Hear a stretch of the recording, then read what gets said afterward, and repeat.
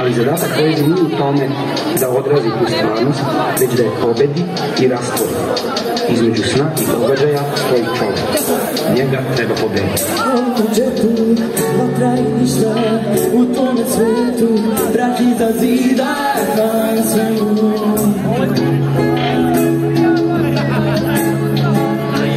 U tome letu, radite zima, u tome cvetu, trudaži krila u mome mesu.